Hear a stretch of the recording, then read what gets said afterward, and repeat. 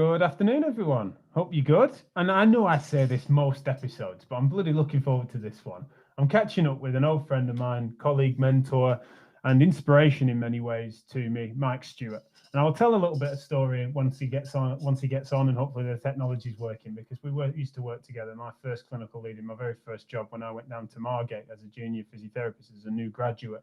And it's just been a funny day for me today, reflecting on already. It's only a big day, isn't it? But I'm reflecting because I've just recorded a Physio Matters podcast with Rob Goodwin, who was in the Nottingham service, of which I then moved to. And so it's just felt like a bit of a trip down memory lane. So one of the things I want to visit with Mike today is certainly some of that journey, and also some of the education that he managed to put me through, and some of the conversations we had, and how that's influenced me. Because I think that's some similarities, and I'm asked those questions all the time as to what my sort of journey's been, and people trying to map their own, or try and somehow take some inspiration from what could be from the variety I've been able to carve out in a relatively short career.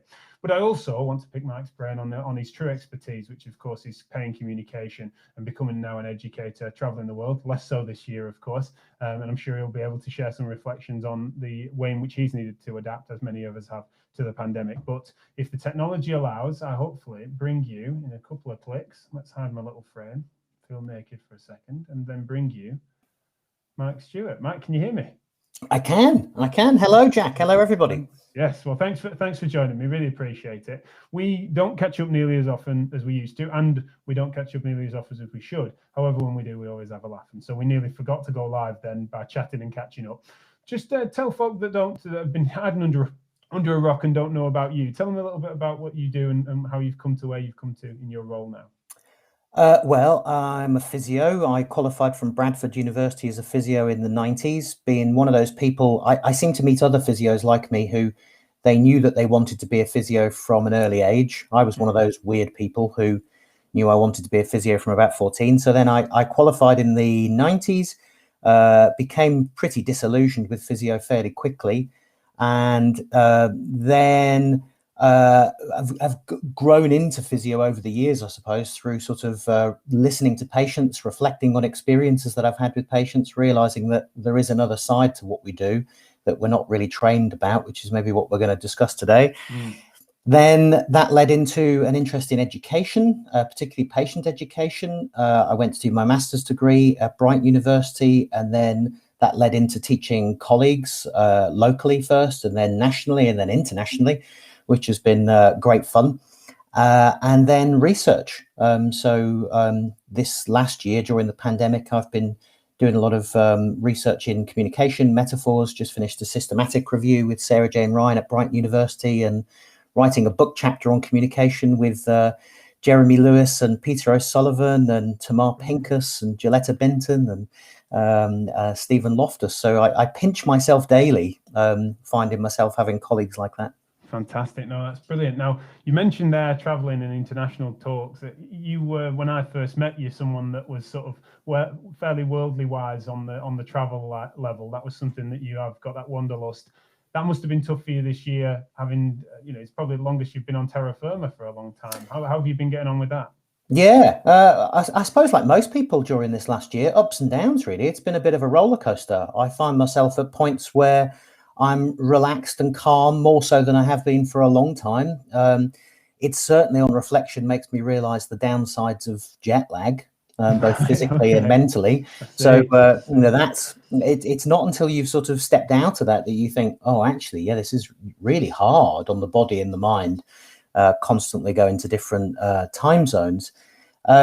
So I've had to adapt the way that I'm teaching. So there's been plus sides there, but then the big downside obviously is I don't get to meet people and have those experiences. And but it's taking the small things, walking the dog in the woods, going to the supermarket. I never knew I could have so much pleasure from going to a supermarket. That seems to be the highlight of the week at the moment. Right. Okay. I see what you mean. I mean, one of the fortunate things compared to, you imagine there is some fortune and privilege that comes from living where you live with regards to the opportunity to then, compared to someone who's stuck in a flat in the middle of a block of which they've then been penned into without no outside space or no ability to then venture out, or if they did, they couldn't go far from home to actually find any grass. Whereas the fortune, and I'm in a similar level of fortune to be on some great scenery and some great opportunity to get out into the great outdoors is one of the great luxuries that we've been able to. Well, yeah, and even going further than that, just having a garden. Not necessarily. I'm doubly lucky because we live right by the coast, as you know, and I can go out on the bike or go for a nice run and just sort of tune out for a bit and do a bit of dare we say mindfulness whilst out and about. But just something simple, just sitting in the garden for half an hour. Some people don't have that luxury. No, exactly. And I think that's something that people have continued to reflect, really, and sometimes the amount of things we had taken for granted because of the way in which it's been so disruptive beyond what anyone could have imagined. Just on that, do you feel, what is your anticipation for how that's going to be, how that's going to have thrown off clinicians, of which, of course, you interact with an awful lot, and also then patients? How do you think it's therefore changed those two stakeholder groups, shall we say, of the MSK landscape?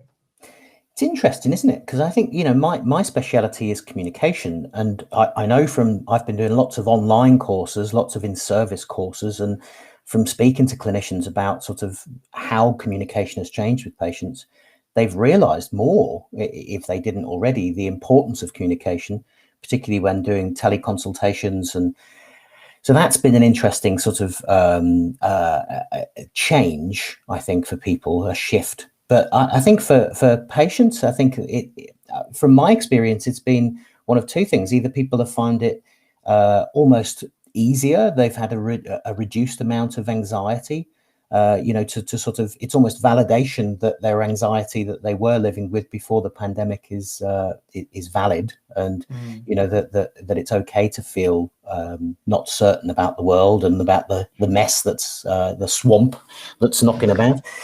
So I think it will be interesting to see sort of where we get to. I mean, if we fast forward the clock, if you asked me a year ago, would we have been in this situation? I'd have definitely said no. We were talking just before we went on air. I thought this would be maybe like 2 or 3 weeks break and then back to it. But the reality has dawned. The question now, I suppose, is what next? Where are we in a year from now or 2 years from now? Yeah, one of the reflections that we've had on this show amongst guests, but also I monologued on it last week, where I admitted my concern over precautionary principle extending into healthcare for longer than the pandemic. As the pandemic ceases, the world opens up. We'll think, well, just, you guys stick with masks for a bit, without thinking about the more subtle trade-offs. I've also said that on certain more complex second opinion work, subjective assessments, I would much sooner a screen be between us, because then I can get the facial expressions than having the in-person interaction of two masks between us. I wonder what your thoughts are there. I'm not suddenly going to talk about us as if we're anti-maskers. In a sense, we understand the legitimacy, I'm sure, but it's more that I'm fearful that just becomes why not? You just got to wear PPE now. It's like, well, no, I think there's something to be lost from our communication, from not being able to see each other's expression. Very much so. I mean, non-verbal communication is crucial in all walks of life, but I think especially when you're trying to build up a connection with somebody, which is what healthcare is all about. It's about building up a rapport. And if you don't have that rapport, then you don't have that trust. And then you can't try to alter people's beliefs and viewpoints and, get them to see a different side, which is what pain education is all about. It's shifting what you fundamentally believe based on the sensations that you're having in your body, and the worries and anxieties that go with that. And you can't, I don't think we can hope to change people's understanding of pain if we can't build that connection. And I don't think we can do that with face masks. It certainly makes a difficult situation even more difficult. Yeah, well, it's a tough task, which we would no doubt going to talk about anyway. So to then put any barriers between that, literal, in this case, physical ones, is only going to make that more challenging, albeit somewhat necessary in that acute stage of what has been a really complex circumstance. Now, for this show, I really wanted to sort of visit two key things. Really, one was for me to get your hot take as to pain communication, your whole modus operandi, really, as to what you felt that the most common things that you were asked, and most valuable things you perceive to be transmitted right now. And then I was going to visit the fact that how we know each other and talk about some of the mentorship and guidance and how that correlates. I was actually going to do it in that order, but you've then highlighted the fact that it's probably better suited the other way, because fundamentally our story of how we got to know each other is not dissimilar to some of the education of which you've then gone on to do beyond that. So it's about, 10 years ago? that we met. That's crazy, isn't it? Yeah, I think I had a bit more hair back then. Yeah, Only a bit. Only a little bit more. Yeah. You see how my forehead's getting so much bigger these days as well, so I can't joke. Now, on that, just before I do, I just invite those that are listening live. Thanks for tuning in, and please feel free to send any comments and questions that you have for Mike. Thank you so much to Hilton, who's also posted a message here on LinkedIn. He said these podcasts are invaluable, especially for some of us who are primarily lone working. Yeah, thanks, Hilton. We do hear from a lot of people that feel otherwise isolated sometimes, and that they do want to have things beamed into them, which is kind of what Mike was just saying about with regards to accessibility. But it also means that sometimes people do feel a bit overwhelmed. And so we know that we come thick and fast with these, but please do know you don't always have to tune in live. You can do it in your own time later, as well as then available as an audio podcast as well. But thank you. I think that's a crucial thing, that idea of clinical companionship. And I think, I do a lot of teaching with French clinicians, with French physios, and a lot of them are alone working. Right. And that's a huge part of why they, again, we're back to the pandemic, why they go to a course, why they interact with other people. So it's finding a way to try and have that companionship during these troubling times, I suppose. Yeah, absolutely. No, it's great. So I'm going to just for a second, so please do get your comments and questions coming in. We'll definitely revisit them towards the end of this show, but I'm just going to, because I'm so easily distracted, I'm just going to hide that from my view for a second. And so, Mike, let's go then back to when we met. I then, as my accent suggests and my listeners know, born in the Northwest, as were you, which is I am. But then I end up just, our job in Margate happened to be in a foundation trust, and it was one of the few at the time that was actually a permanent post. And there's various reasons for that, because it was out in the sticks somewhat in Thanet, in that essentially there's a recruitment challenge. Now, I only accentuated that by how quickly I then did go on to leave, admittedly. However, I couldn't believe my luck that when I did my first MSK rotation, I ended up in your team. That is such a fortuitous thing, but it's also something that then I ended up being rude enough to keep you after hours, asking questions, somewhat arguing, and just challenging this notion that I just felt like you were confronting me with things that were such a different heuristic, a different way of seeing things, a different model. I was hearing you through the curtains and other colleagues. Alex Relton's a great example of that. Just hearing the way that you guys were practicing and getting some great results, and just realizing that this is not something that felt at the time compatible with the training that I'd had even recently. So that was what we did. And I just wonder, when you reflect back on those times, if you can recall them, as to, is that something that was a familiar experience? Did everyone go through that? And then if not, what was the difference? No, I think you stood out, definitely, because I think a lot of people who come out, they don't really know what they want. And I think that can sometimes be an advantage, sometimes a disadvantage, but you definitely knew. You struck me as somebody who you knew what you wanted in terms of your career from an early stage, and you weren't afraid to challenge. You weren't afraid to ask questions, and that made you stand out as somebody who was easy to engage with. Was nice to sort of start to have conversations about the challenges that you see in practice and the reflections that you have. And it was just, I've always enjoyed mentoring. I've always enjoyed trying to empower people in a clinical role. And I think the way that we can do that as people who are more senior and people who've been out on the road for a long time is to share experiences and help you to go through the experience and the journey that we've had. I mean, I certainly, as I said at the start of this talk, that I came out of university thinking that I had the answers, which I think now that I lecture, and I lecture here in the UK and overseas with undergraduate, particularly physio students, and we see the same thing. It's that repetition and of people who think that they've got the plan, they think that they've got the understanding of what to do with patients, and then it all comes undone when you get out into the big world. And that can be a really hard thing. And I found that challenging. So I've always wanted to try and help others go through that process in as easy way as possible. And that process begins with people like yourself who ask questions and challenge. Sure, but I think when I'm asked the question as to telling my tale, and I talk about the good fortune that I had, I'm always sort of fairly regularly, they then say, I wouldn't want to be that annoying. So they hear what I did, and that I say, oh yeah, well, then Mike was kind enough to give me some time after hours, and we'd just discuss these things, and he'd really challenge me, and he'd then give me some resources and reading for me to then do that, and I'd bring that back and stuff. And it's just like, I'd never want to, I'm encouraging them to be that inquisitive. And they then can't help but say, well, you sound like you were a bit of a pest. And I'm like, well, I need to ask the man himself, really. Like, were the times where when I was doing that and you were needing to, yes, mentoring, and I'm glad to hear that it wasn't all bad. But generally speaking, did I take advantage of your time? And did I do that badly?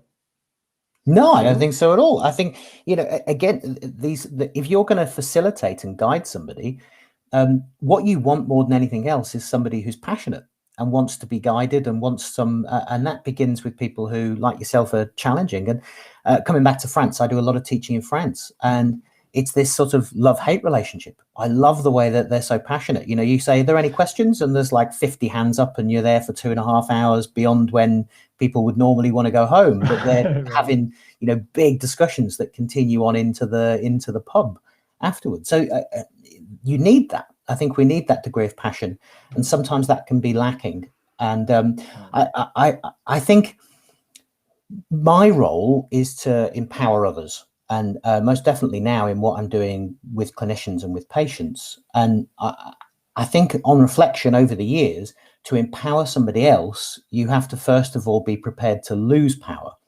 And I think some of that loss of power as a clinician or as a tutor, as a teacher, as a mentor, is losing that ability to sort of think that you have the answers, to sort of listen to other people's perspectives and try and understand it from their angle, from what they're going through, Because one of the things that really stuck with me, and I can feel like someone that doesn't necessarily remember things verbatim, it felt like that is something that's sort of etched in my memory, is when you sort of said to me that, you said, to be honest, Jack, what I'm suggesting might be part of your communication with patients isn't that dissimilar to what we're doing now. You said maybe you probably need to speak a bit slower than you do, Jack, but fundamentally you'd be asking those sorts of questions, and to start to and invite them to ask these questions of you, that you are me, and that fundamentally this is just you sat across from someone. They know what they know, you know what you know, and you're eliciting that information regardless of what it is. And the reason that's ended up cutting so deep for me, and I remember it so well, is because I then applied that same principle to becoming a podcaster, and you being one of my first guests on this, not this show, yes. But it's like that for me was fascinating, because that was a massive change in that power dynamic that you describe it, whereby it was a true side by side. There was never a that melted away. The hierarchy just melted away almost, especially when I put into action what you described there. And then I've been in MSK ever since. That really did make me then double down on my plans for that. Do you feel that those similarities are far more than the distinctions between educating clinicians, educating patients, working with, rather than, do you think that if you continue to blur those lines, I guess is what I'm asking? Very much so. I mean, I did my MSc in education, and the whole thing, I mean, I talk to now who are my colleagues, the other lecturers at Brighton, who are my lecturers on the MSc. Right. And I remember there being a point in time thinking, hang on, all of these ideas about how to become a better teacher, which are based around the notions of becoming a better teacher for student physios or student healthcare professionals. These are all the same theories. These are all the same ideas that apply day in, day out in clinic with patients. So what you've just said just then, you said the idea that, pointing out something that you've done before that you've succeeded in and you've had a positive experience with, and helping somebody see the connection. We should be doing that all the time with patients. This exercise, this thing that we're talking about, this is not dissimilar to what you did 2 or 3 weeks ago, and you found it really beneficial. So helping people to see those associations and links to positive experiences is a huge thing, which any teacher will tell you is an important part of being a teacher and a facilitator. And I think that brings me back to one of the key problems, I think, in healthcare is that assumption that we can teach, that we naturally can teach because, we have a qualification in physiotherapy. And I think that mentality I see a lot of, and it causes huge problems because, of course, pain education is not easy. It's very complex, and we often spend lots of time learning about the pain side of things, and then we don't learn about the education side of things. Right. And I think that causes enormous problems in practice. And I think, you know, I often get across to people that if you want to make your life easier as a clinician and you want to help more patients, then I see a lot of clinicians who burn out a lot because they're teaching by plowing information into people's heads. It's almost like they open the head and pour in that knowledge. And it's almost like on repeat 15 times a day. And I know, because I've done it, that in the end gets you. It's exhausting, you burn out, and it's not quite so effective. People don't recall the information very well. So I always start with, you know, would you like to make your life easier? If you want to make your life easier, you've got to start to think about how to lose some of that power and enable people to have more power, enable the patient or the, a colleague like yourself to have more power. And it becomes then more reciprocal, it becomes more engaging, it becomes more experiential in that you're participating with a patient rather than being didactic. That's it. Antidote to what you describe it. Yeah, and you're not afraid. You know, you're relaxed, you're calm, and we know, if you look at the evidence, where does the best performance take place? It always takes place in a relaxed and motivated sort of quadrant. So, I always refer to it when I'm working with patients and clinicians. It's the sort of Bob Marley therapy thing. It's sort of relaxed and positive. If you watch people like Peter O'Sullivan, for example, or Lorimer Moseley or Jeremy Lewis with patients, it looks like two friends in a coffee shop having a chat. Yeah. And that, again, if you look at the best educational moments that you're seeing, it shouldn't feel like there's this I'm higher than you are, and you listen to what I'm going to say, I'm going to teach you. That's not how education works. It's about drawing out, as you say, educare, which means to draw out things from within people. But without those teaching skills, I think clinicians who are trying to teach other clinicians often sort of have that very didactic, I'm going to tell you what you need to know. Sure. And we do it with patients. We see it all the time with patients. So it's having that shift.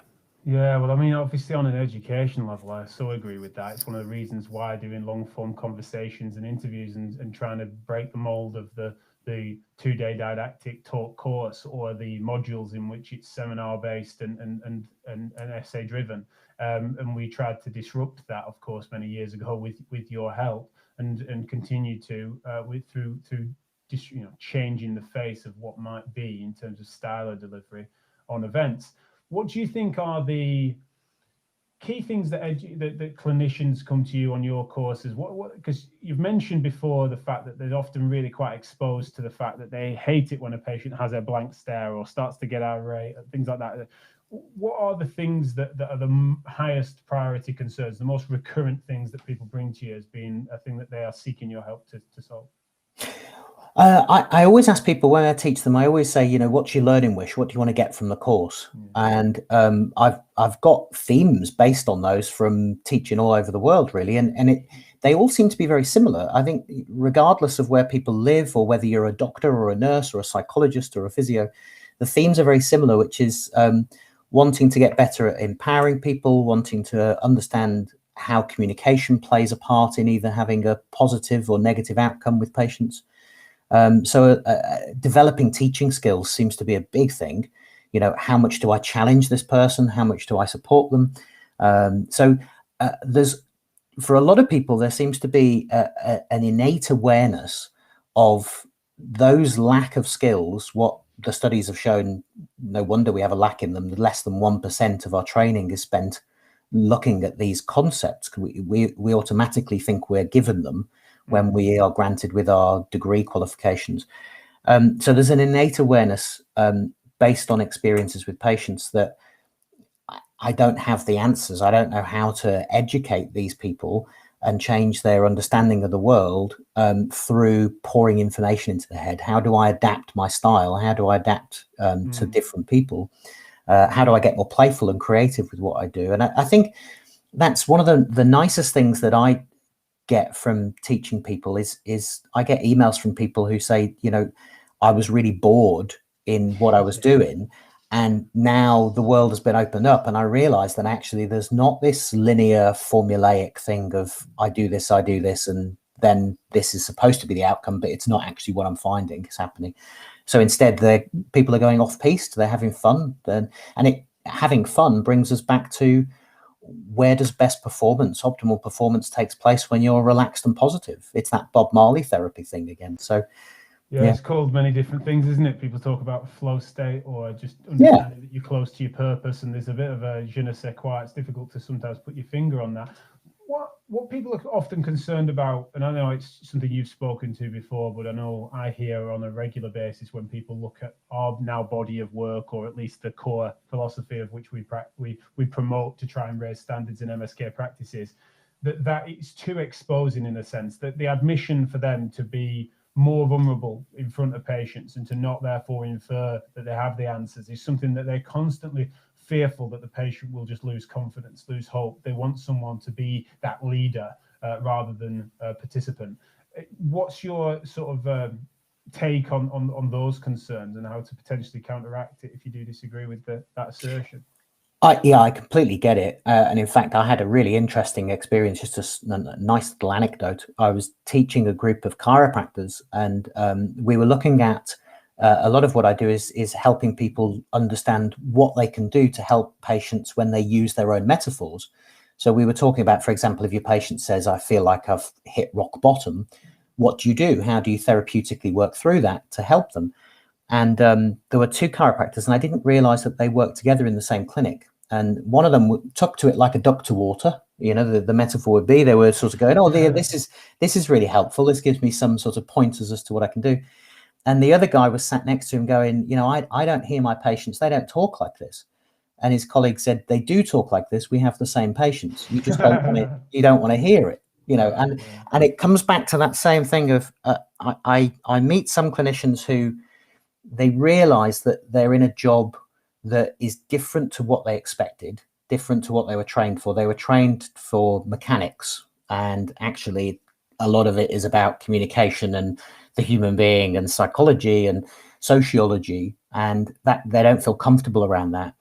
I think, and we wrote about this in the book chapter that we've just finished, that I think there has to be an acknowledgement that what we do is complex, and it does involve communication and education and psychology and sociology. We have to sort of consider those factors in what we do.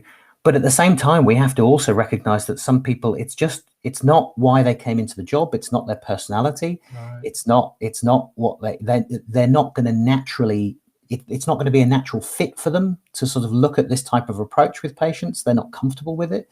And I think that brings us back to what we've been talking about in this chat, that someone like my job is to help those people feel more confident at making that shift and seeing where those associations can be and realizing that they don't have to lose all of their previous skills.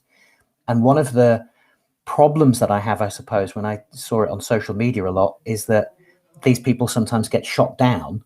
So rather than having an ability to change and face the challenge through sort of some mentoring and recognition of that challenge, right, they get shot down, and then they sort of embed themselves further within that mindset that they've currently got. That's it. Yeah, if it's too overt confrontation, especially with something that's sort of very public, then that can just make people double down and regress and not necessarily develop and learn. Because the inquisitive spirit that we talked about at the start, that I'm pleased that that's how it came across from me, rather than just being a nag. I was always wondered if I was metaphorically the kid pulling on your shirt, asking why, because essentially I feel like, especially for a few months, I was that guy.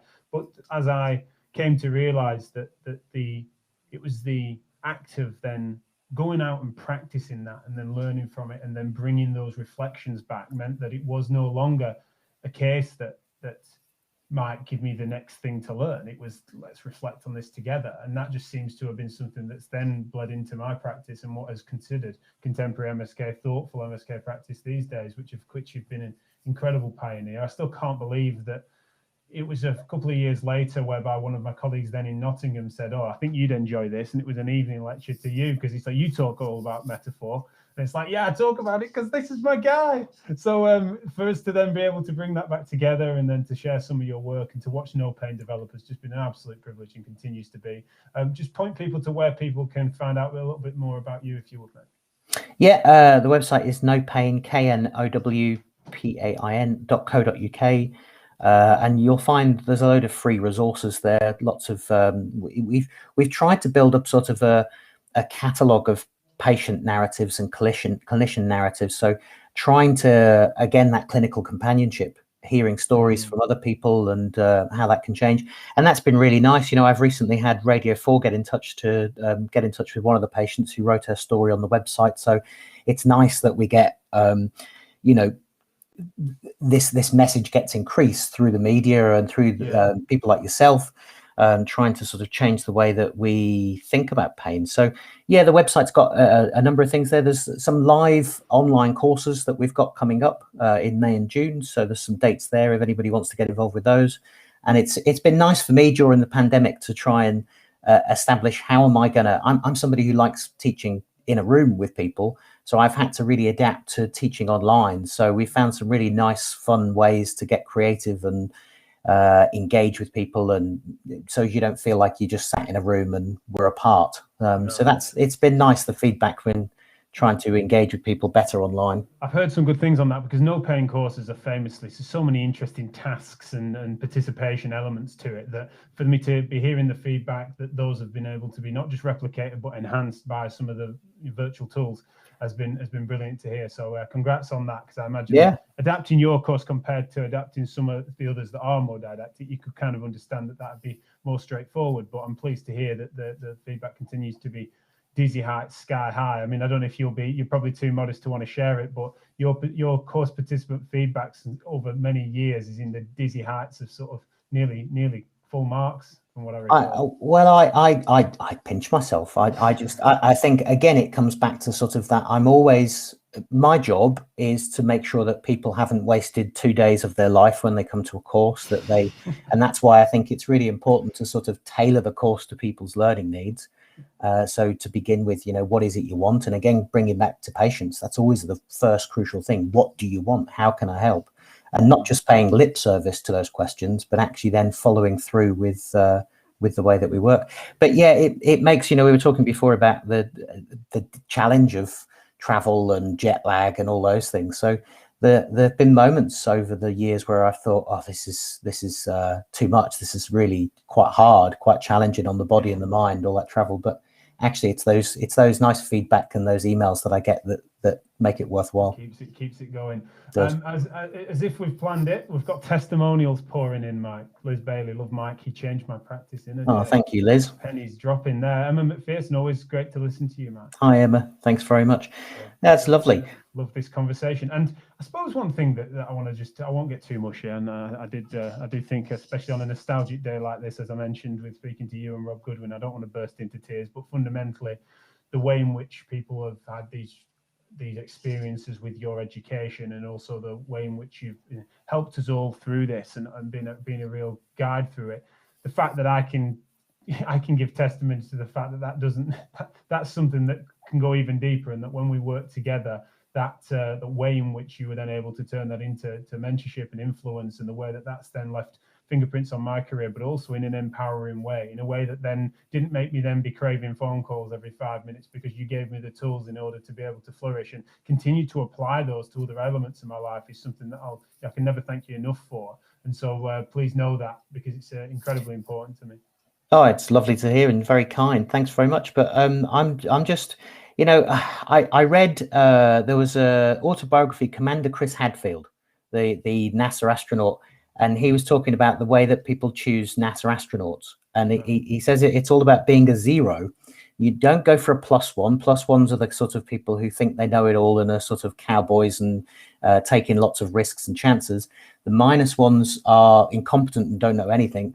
It's the people in the middle. And I suppose, in a sense, that sort of comes back to what we've been talking about today, is not seeing yourself as a superior, as somebody, and that's important when you're with a patient, you know, not sort of pleasuring yourself with your knowledge. I see lots of this. I've coined the term knowledge masturbation, but people who are, they pleasure themselves with what they know at the expense of the person in front of them, and whether that's a student or a colleague or a patient. So I think sort of being that zero, I think that's a really good sort of approach in life. That's interesting, yeah. And I think the only way to really put that to the test and to know you're not doing that is to participate, to engage, to discuss, to converse, to have that back and forth, and to therefore open yourself up to that challenge. Whereas if you had the blinkers on, you're not going to realize. Well, with that in mind, with what you don't know. There's another thing, and I love it when I learn things from patients and from students. And I had a student a while ago in America who said that they to understand whether they were understandable, they had audio recorded themselves in practice, and then they got their nan to sit down and listen back and give them feedback. And because your nan is the best person to sit there going, stop showing off. What do you mean by this, using those big words? So that was a lovely sort of idea. Oh, interesting. No, that's such a brilliant way of thinking about it as well, because you want someone, a nan is a good proxy, because you want someone that's got your true best interests at heart, not to overinflate something, because that would leave you vulnerable, but also to make sure that then you're not going to get, your nan's never going to tear you down to your foundations either. It's like a sweet spot of having your best interests at heart. And if you can pursue that and be more nan, then applying that to mentorship to students and to patients is only going to then do as good, isn't it? Well, let's leave it there, because I'm in overtime and I'm taking up more of your time than I asked for. So thank you as ever. Really appreciate it, and we'll catch up soon, mate. Absolute pleasure. Lovely to see you, and thanks for joining in, everybody. Well, look forward to us being able to have a beer in Thanet, by the way. Oh, I've got a camper. I'm putting a camper van together, mate. So you're gonna not be able. Oh, come on down. We can take the dog and the cats out for a little trip in the camper van. Lovely. That's brilliant, lovely, and love to Chris, and I'll speak to you soon, pal. All right. Cheers, mate. Thanks very much. Bye.